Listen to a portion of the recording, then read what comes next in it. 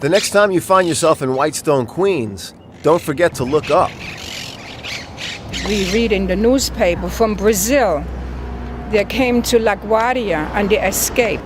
And we couldn't catch them. And then it got wintertime and we said, oh, those birds, they're not going to survive. They're parrots, And they did. And ever since then, there is thousands. I mean, I love them. The birds, they're all over. But Con Edison, which maintains the overhead wires, is not so enamored of the proliferation here of thousands of monk parakeets, which some people link to a group of exotic birds that escaped years ago from cargo at Kennedy Airport. In Whitestone, they build their huge nests high up on the utility poles, often ruining Con Ed's electrical equipment. The transformers, when they get warm, they give off heat. So they get comfortable in there. It's nice and warm, during the cold weather. These things grow every year, man. It's incredible. Like this piece of equipment here, look at that capacitor bank. It's a condominium. It's engulfed. That's a piece of Con Ed equipment. You can't even see it. All you see is the outside transformers, the little transformers on it. Everything else is smothered by the nest. It's not the bird itself. It's when they build the nest around the equipment, okay? Then the nest gets wet and tracks cross phase or it tracks to ground, it explodes. That man up there, Jerry Goodwin, I call him Con Ed's version of George Carlin.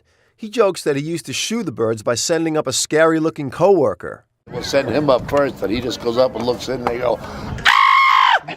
And they all fly away. Last year, after the nests kept ruining this expensive device on 11th Avenue, Jerry suggested using a battery-powered owl to scare off the parakeets. So why about we get a fucking owl, put an owl up there? Maybe they won't. So we tried the owl and it worked.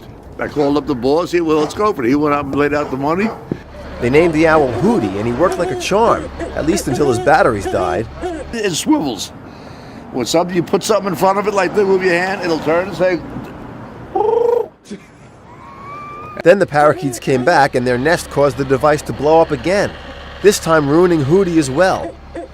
It was almost a year and a half to 2 years that there was no sign of life up there at all. But Hootie was on the prowl. So Sammy went last week to buy a replacement. Notice it as soon as I see it. Here's old Hootie. The hoot, my head turns. The eyes blink. This is the bad boy right here. The guy remembered me.